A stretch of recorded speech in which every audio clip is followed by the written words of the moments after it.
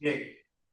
Bueno, buenos días a todos los colegas del proyecto. En la mañana de hoy, bueno, le corresponde el seminario a la doctora Fabiana Hort.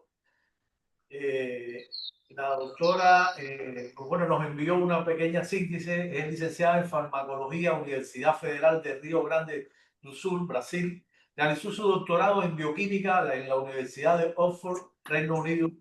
Realizó un postdoctor en la Escuela de Patología Sir William Dunn, Universidad de Oxford. Otro postdoctor en el Centro de Biotecnología. Investigó los anticoagulantes presentes en salidas de garrapatas y otros temas. Profesora investigadora del Departamento de Biofísica.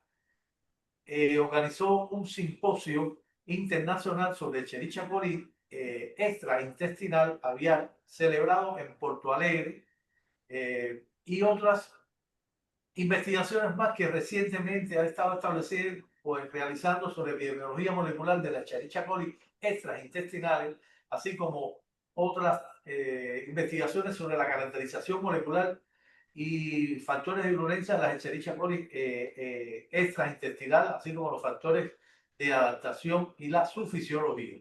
Tiene varias, son muchas las publicaciones que ha estado en revistas de impacto. Y bueno, vamos a presentar y darle paso al seminario de la doctora Fabiana. Adelante, doctor. Bom dia a todos. Estou muito honrada com o convite, muito contente por estar aqui, podendo apresentar o meu trabalho para esse grupo de latino-americanos que pesquisam Escherichia coli. Estou realmente muito contente. Então, eu pretendo falar por cerca de 35, 40 minutos, espero não me exceder no tempo. E o que eu vou tratar é o que eu tenho investigado nos últimos 20 anos, mais ou menos, tentando descobrir o que torna uma Escherichia coli um patógeno extraintestinal.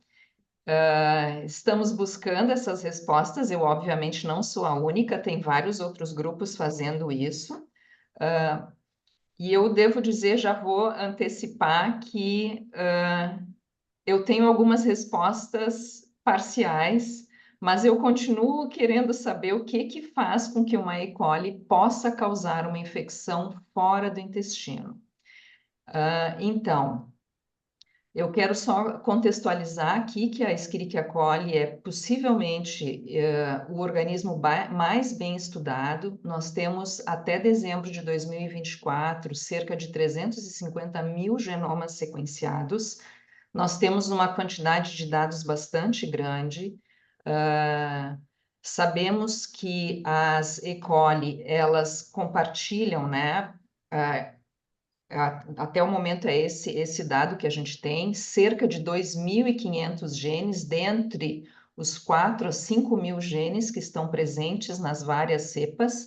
Esse compartilhamento de genes em comum, ele vai se tornando menor à medida que vão surgindo mais e mais genomas. Então, o pangenoma de E. coli, esses dados aqui são de 2020, aqui de um trabalho do grupo do DENAMUR, na França, mas à medida que vão surgindo mais sequências, o pangenoma vai aumentando e o genoma core, o central, ele vai diminuindo proporcionalmente. Tá? Apesar disso, apesar de todos esses dados, nós ainda não sabemos o que faz com que esta E. coli consiga infectar sítios fora do intestino, ou não temos a resposta completa. Eu entendo que quando a gente trata de E. coli patogênica intestinal, os marcadores são bem mais definidos, mas não é o caso para as extraintestinais. Deixa eu só fazer um adendo, me corrijam se eu estiver falando muito rápido, tá? Eu posso tentar falar um pouco mais devagar, espero que estejam compreendendo o meu português e já... ¿Puede falar un poco más despacio, por favor? Gracias. Sim, desculpa, Tereza. Vou tentar falar mais calmamente. Então, As E. coli patogênicas extraintestinais melhor estudadas são as uropatogênicas, que são responsáveis por cerca de 75% das infecções do trato urinário em humanos, mas também nós temos infecções do trato urinário em suínos, que está muito pouco estudado. Temos E. coli que causam meningite do recém-nascido. Eu vou falar um pouquinho sobre isso no final da minha apresentação.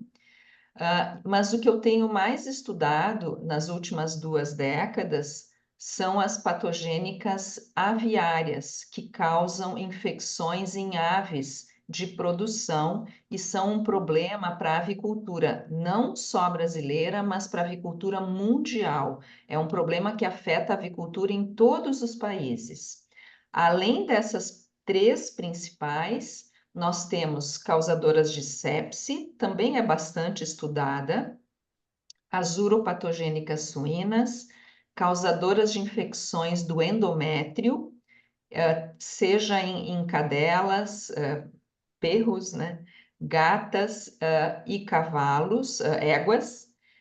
Temos também causadoras de mastite bovina, e temos as causadoras de doenças inflamatórias intestinais em humano, por exemplo, que causam a doença de Crohn. Então, essa seria a mais próxima de uma Escherichia coli intestinal, são essas causadoras de doenças inflamatórias intestinais. Então, aqui, quando a gente fala dessas 3 aqui, a ZUPEC, NMEC e APEC, a gente sabe que elas compartilham vários fatores associados à virulência. Então, eu trago aqui alguns dos principais trabalhos que mostram esse compartilhamento de genes comuns aos tipos extraintestinais. E aqui nós temos uma análise filogenética baseada nos genes, na totalidade dos genes de várias cepas de Escherichia coli. E o que nós vemos aqui é que, eu estou aqui na frente, eu não sei como eu posso, não sei se eu estou atrapalhando aqui, mas aqui nós temos muito próximo um grupo de E. coli extraintestinais, aqui extraintestinal também, aqui nós temos a causadora ou associada com a doença de Crohn. Então, elas são realmente muito parecidas. Aqui nós temos uma comensal, aqui nós temos a K12 e aqui nós temos as E. colis patogênicas intestinais. Então, essas aqui, as extraintestinais, estão bastante próximas também da causadora ou associada à doença de Crohn. Quando a gente faz uma comparação do genoma dessas EXPECs, nós vemos que são muito parecidas. Esse aqui é um trabalho nosso que estamos concluindo agora. Fabiana, ¿podrías utilizar el cursor para que te podamos ver los lugares donde estás señalando? Posso, eu só não sei onde é que eu acho esse cursor. Solo mueve el cursor y sí lo alcanzamos a ver, yo creo. Como? Moviendo el cursor hacia donde quieres, deberíamos de verlo. El mouse, Fabiana. El Vamos mouse. ver se você consegue utilizar o mouse. Tiene que con mouse Mas eu en la tô parte de abajo estoy de la utilizando. pantalla a la izquierda hay 3 puntitos y Sim. ahí de los 3 puntitos seleccionar cursor o puntero. No sé cómo se dice en portugués. A lo mejor Wanderson. Oshani, ayúdanos. Wanderson. Não, eu acho que é cursor Sim, mesmo. É cursor mesmo. Ou então É cursor, ponteiro. tá ali. Tem os 3 Isso. ponteiros, tem os 3 pontinhos e você consegue botar. Aí tem até as cores vermelha, verde, tem umas cores bem chamativas. Eu não Isso. consigo, queridos. Só aparece captions. Olvídalo, está bien. Discúlpanos. Eu não estou conseguindo achar o cursor aqui. Claro. E vocês não enxergam o meu cursor aqui quando eu mexo? Não dá para ver seu mouse, não. Ahora no, no. Não, oh meu Deus. Mm. É, Está bien. Está bien, No te olvídalo. hagas problema, no te hagas problema. Oh, Te podemos seguir. Sí, me podemos. perdoem. Mas então, aqui nós temos a legenda no canto superior direito das XPECs, sejam elas UPECs, NMECs e APECs, e a gente vê que realmente são muito parecidas. Tem algumas diferenças que estão marcadas aqui com barras, né, indicadas pelo número que mostra que tem, não são todas que tem, mas na essência são realmente muito parecidas. E assim, o que a gente sabe? Que as XPEC, elas estão na nossa microbiota intestinal normal e elas não causam doença estando na microbiota. E a pergunta que a gente se faz são duas. O que vai distinguir uma Escherichia coli comensal apatogênica de uma capaz de causar infecções extraintestinais?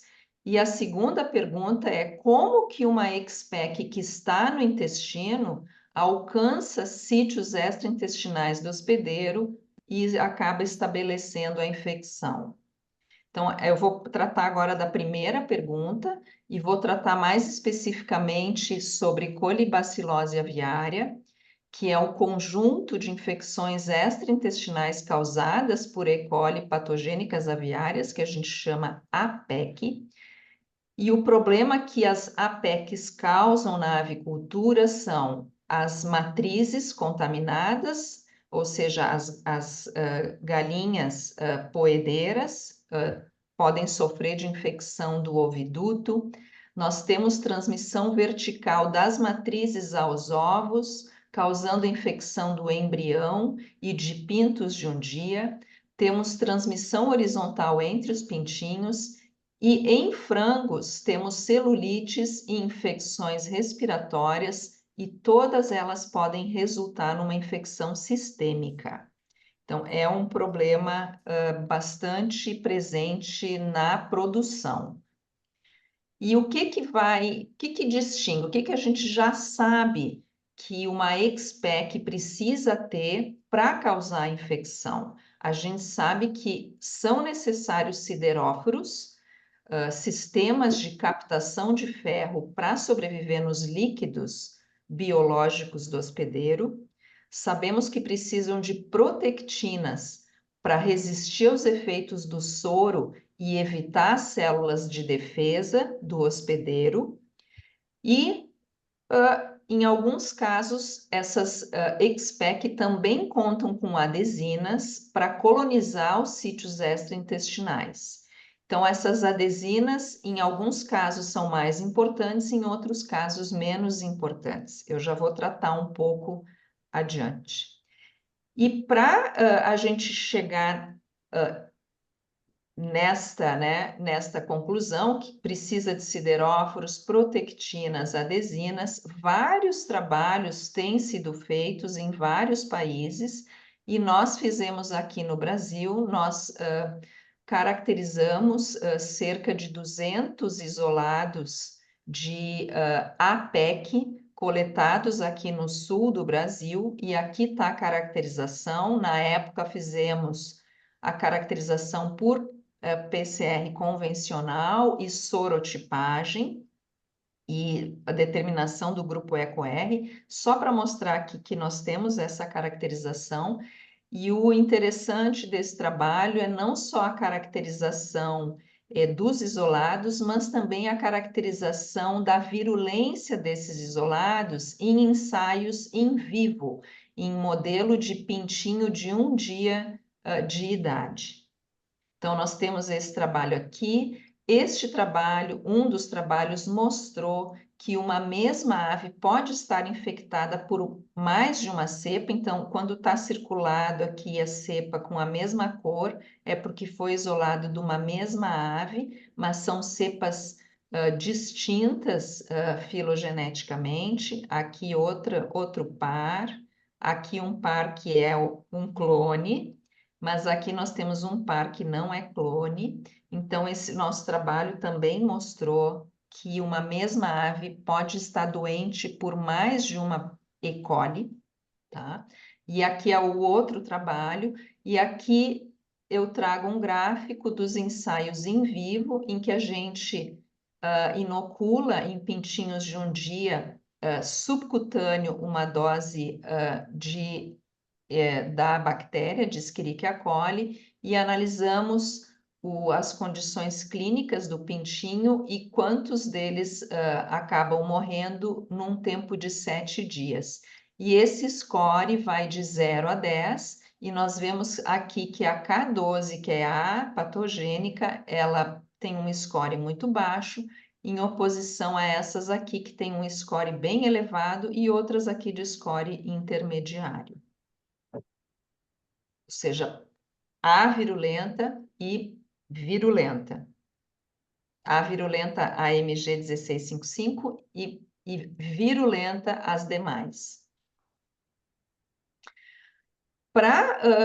Na avicultura, esse problema de identificar uma APEC é muito relevante. Então, tem havido tentativas por vários grupos, mundo afora, para estabelecer critérios para classificar E. colis isoladas das aves ou do ambiente do aviário, classificá-las como patogênicas ou não.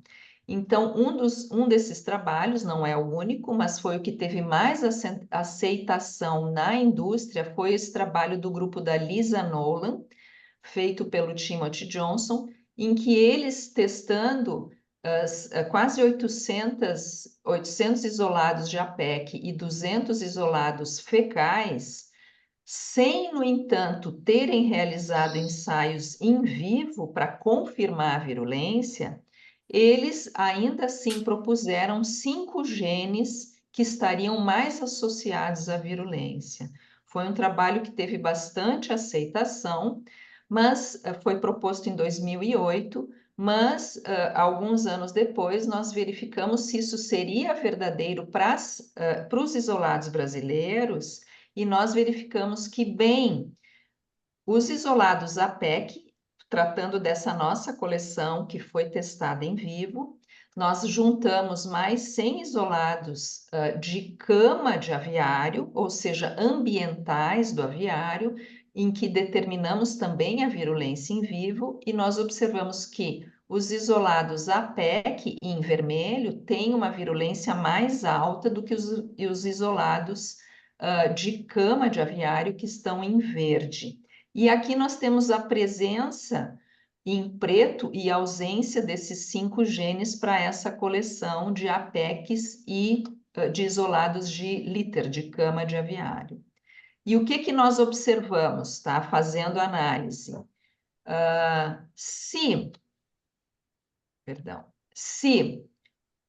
Aqui eu não consegui...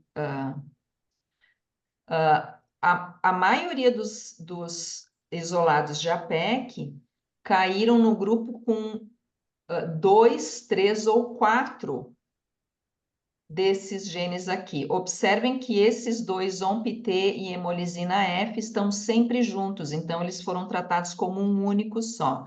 Mas a maioria das APECs, 183 de 192, caíram no grupo 2, que são o grupo que tem 2 ou mais dos genes. E as não patogênicas ficou dividido entre o grupo 1 e o grupo 2. O grupo 2 tem 2 ou mais e o grupo 1 tem 0 ou 1. E esse grupo 1, que tem só 0 ou 1, tem uma virulência muito baixa. Mas o grupo que tem 2 ou mais, em APEC, tem uma virulência mais alta. No entanto, os isolados de cama, eles ficaram igualmente distribuídos entre os dois grupos, o que nos diz que a pentaplex do Johnson, ela pode ser usada para indicar que um isolado com 0 ou 1 gene é não patogênico, mas ela não pode ser usada para indicar que um isolado com 2 ou 4 genes é uma PEC, porque mesmo que tenha 2 ou 4 genes, como os isolados de cama no grupo 2, eles não foram virulentos. Então, esse ensaio não responde à demanda da indústria de uma maneira satisfatória. Mas assim, como que eu quero partir para outra pergunta agora? Como que uma APEC ou uma XPEC residente no intestino, ela vai alcançar os sítios extraintestinais do hospedeiro? Ela precisa de fímbria e ela precisa invadir? São questões que a gente se perguntou e respondemos em alguns trabalhos. A gente sabe que a UPEC, ela precisa sim da fímbria do tipo 1 para causar infecção em células da bexiga. Essa fímbria do tipo 1 está representada aqui em C, no trabalho do Mulvey, tá? E aqui, na figura maior, é uma célula do epitélio da bexiga cheia de bactéria, de uma linhagem UPEC, tá? Agora, o que acontece no trato respiratório das aves, que é uma das principais infecções por APEC? O trato respiratório das aves, ele, além do pulmão, que está aqui representado em A e B, nós temos também os 4 pares de sacos aéreos. Então, o ar, ele chega no saco aéreo, primeiramente posterior. O ar que está no saco aéreo posterior passa pelo pulmão, vai para os 2 sacos aéreos anteriores e depois, num outro ciclo de respiração, esse conteúdo dos sacos aéreos 1 e 2, ele é expelido. E aqui nós temos micrografias eletrônicas do pulmão da ave, que são os parabrônquios aqui, tá? Brônquios e parabrônquios, tá? E aí, o que a gente vê na micrografia desse pulmão da ave? Nós vemos que a barreira sangue-gás da ave, tá? Então, nós temos aqui eritrócitos, né, representados por ER, e capilares aéreos aqui do pulmão da ave, e a gente sabe que essa barreira sangue-gás na ave, ela é pelo menos metade da barreira sangue-gás do mamífero, ela é mais fina, tá? E o trabalho desse pesquisador, o John Maina, que é lá da África do Sul, ele mostrou que se a ave sofre algum tipo de estresse, essa barreira sangue-gás, ela é rompida. E pode haver um contato, então, do sangue com o ar do pulmão, tá? Então, aqui nós temos uma micrografia de varredura à esquerda, em H, e uma micrografia de transmissão à direita. E nós vemos que tem rupturas que podem ser transitórias na barreira sangue-gás das aves. O que pode causar essas rupturas? Que tipo de estresse? Esse experimento aqui que eu estou mostrando aqui do Maina, ele fez...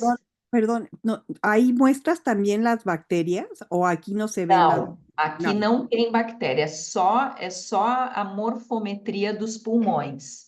Ok, muchísimas gracias. Mas ele mostra, aqui ele estressou as aves, fazendo elas correrem numa esteira. Mas o que nós temos no aviário? Nós temos a concentração de amônia, que pode causar uma irritação no epitélio pulmonar, e nós temos também infecções por vírus respiratórios, que também fragilizam a barreira sangue-gás. E nessas 2 situações, essas rupturas, esta é a minha hipótese, essas rupturas seriam mais facilmente, aconteceriam de uma maneira mais fácil. E isso propiciaria a entrada fortuita de bactéria através das rupturas. Essa entrada fortuita, eu hipotetizo que isso aconteça. Por quê? Porque as bactérias, as cepas de APEC, elas não precisam ser invasivas para penetrar na circulação. Elas entram, a gente não sabe como. E o fato da gente isolar, ter aves que estão infectadas com mais de uma PEC, sugere que pode haver uma entrada simultânea de 2 ou mais cepas de APEC ou de E. coli na circulação da ave. Então, o que eu acredito hoje em dia, a minha hipótese é que a entrada ela pode ser fortuita.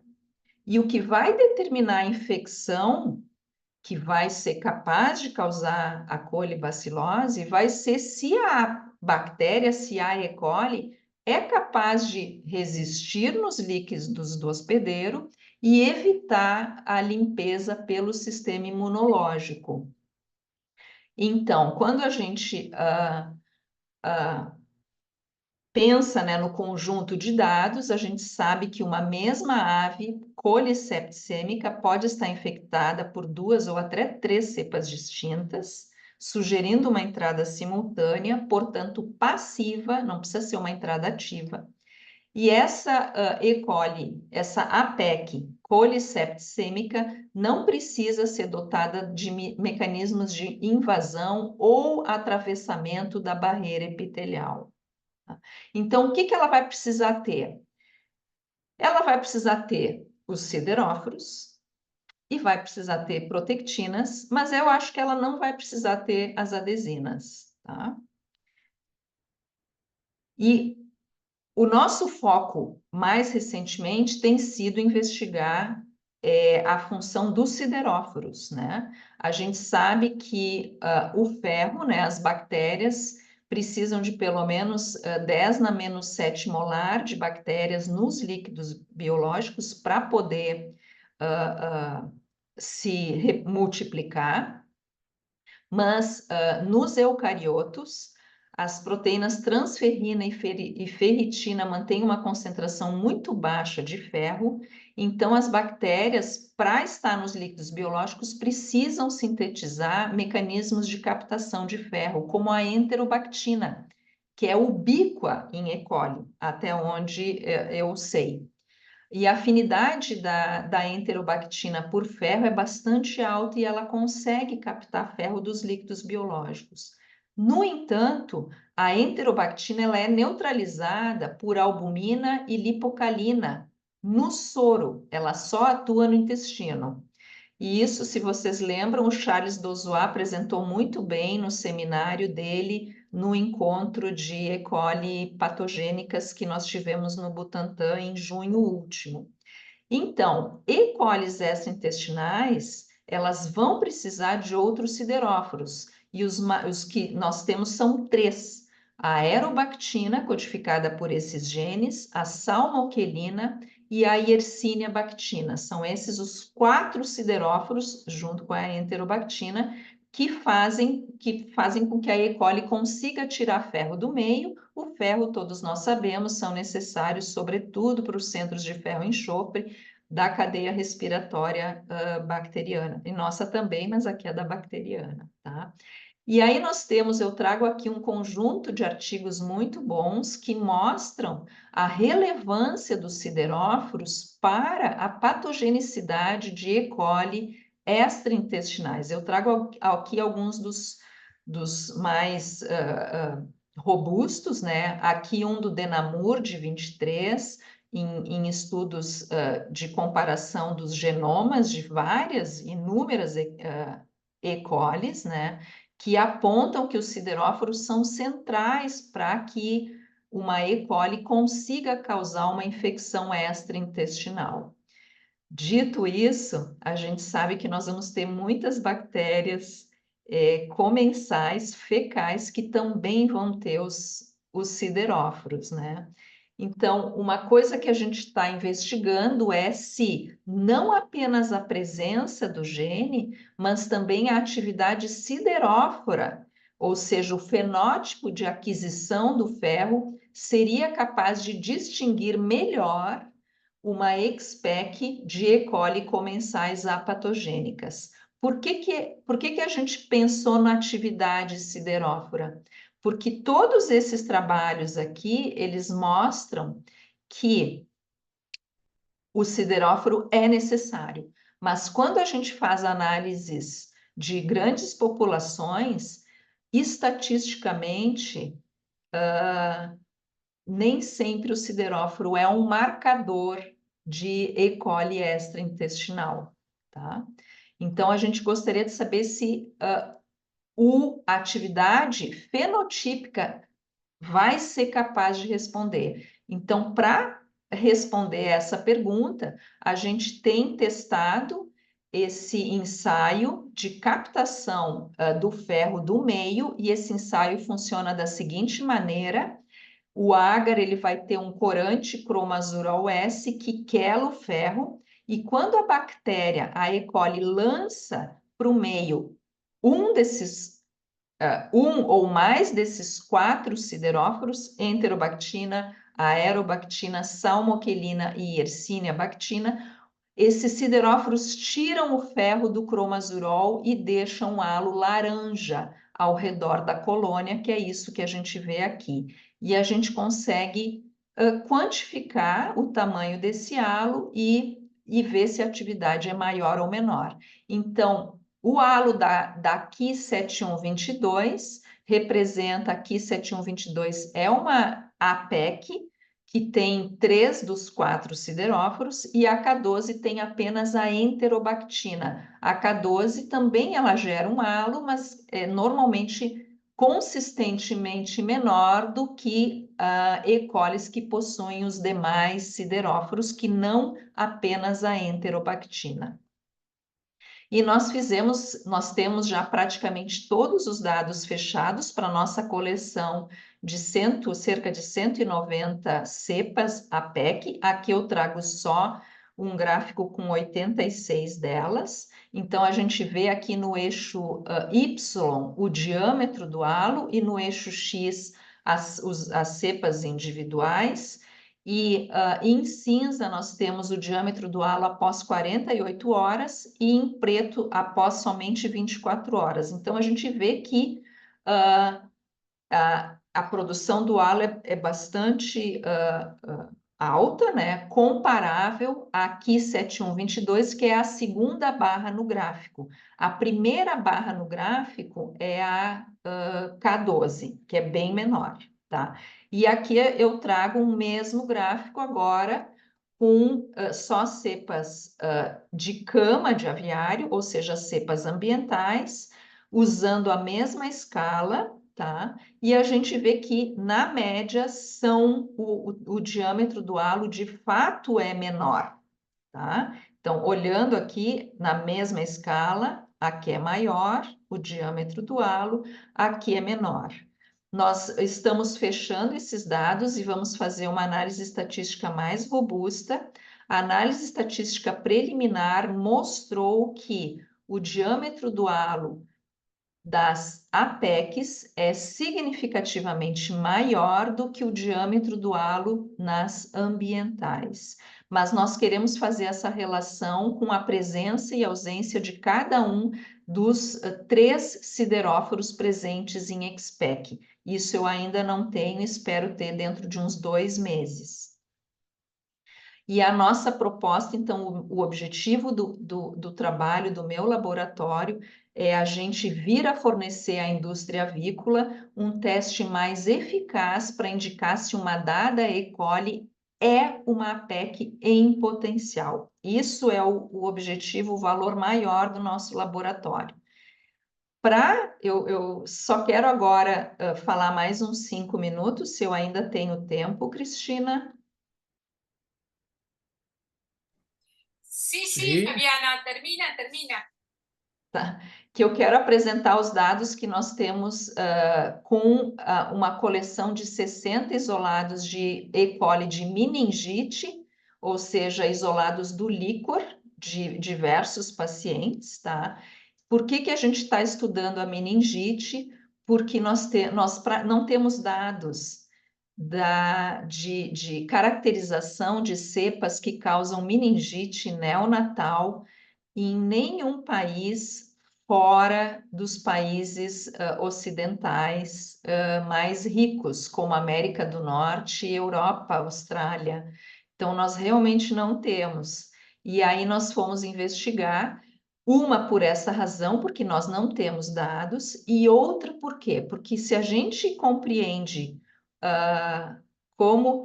quais são as características de cepas causadoras de meningite, isso nos auxilia a entender cepas causadoras de colibacilose aviária e vice-versa, tá? Por quê? Porque a gente sabe que mesmo essas de meningite, elas podem adentrar a barreira hematoencefálica por uma inflamação da barreira hematoencefálica, quando o bebê tem uma sepse. Não precisa necessariamente ser dotada de estratégia, como sugeriu o Kim para o mecanismo de uma cepa NMEC modelo, que é a RS218, que essa cepa ela tem mecanismos de invasão da barreira hematoencefálica, mas ela talvez não seja representativa das NMECs em geral. Então, nós fomos investigar a nossa coleção e nós juntamos, então, coleção aqui de isolados da Bahia, 38, 3 de Minas Gerais, de São Paulo, 12, Paraná, 7, Rio Grande do Sul, somente 1. É uma doença mais rara, nós temos tido dificuldade de conseguir um número maior de isolados, e eu vou enfatizar novamente aqui o meu desejo de ter isolados de E. coli, de meningite, de outros países da América Latina. Eu gostaria muito de ter acesso e colaborar com outros pesquisadores nessa linha, tá? Eu gostaria de fazer essa caracterização. Nós fizemos essa caracterização nos mesmos moldes que fizemos para as APECs, só que aqui nós sequenciamos o genoma delas todas. Então, nós não fizemos por PCR convencional. Então, aqui eu tenho a caracterização, tá? Que eu não espero que vocês vejam em detalhes, mas quem tiver interesse, eu posso passar isso. Esse trabalho está sendo redigido, nós ainda não publicamos, tá? E o que nós observamos? Que, embora 61 dos isolados sejam positivos para o fenótipo, para a fímbria do tipo 1, possuem o operon, apenas 27 apresentaram a aglutinação de levedura, que é a produção, a expressão da fímbria. E nós estamos fazendo essa mesma relação, presença do sideróforo no genoma, com ensaio fenotípico de produção de sideróforo. Então, aqui nós temos o diâmetro do halo para 61 cepas de NMEC, e a gente vê que, opa, elas são sim capazes de produzir sideróforo, né? E vamos fazer essa relação com a presença e ausência dos sistemas sideróforos. No momento, nesse conjunto de cepas NMEC, nós não encontramos, numa análise estatística preliminar, não é a definitiva, nós vamos fazer uma análise mais robusta, mas no momento nós não encontramos ainda uma correlação entre o diâmetro do halo e a presença de Yersinia, bactina e salmoquelina, e, surpreendentemente, observamos nesta análise estatística que a aerobactina teria diminuído o tamanho do halo. Então, isso aqui nós vamos precisar olhar com mais cuidado, mas, de toda maneira, eu entendo que a atividade fenotípica ela vai ter mais significado do que a presença ou ausência do gene no genoma da cepa, tá? E era assim, eu gostaria de terminar aqui meu grupo. Eu dependo sempre dos meus alunos, eu sou muito feliz, eu tenho bons alunos, na minha opinião, e é com eles que eu avanço no trabalho, né? E agradeço muito a oportunidade de apresentar meu trabalho. Opa, e não tenho aqui meu graças, mas por favor, agradeço muito, e agora eu encerro então a minha fala. Muito obrigada.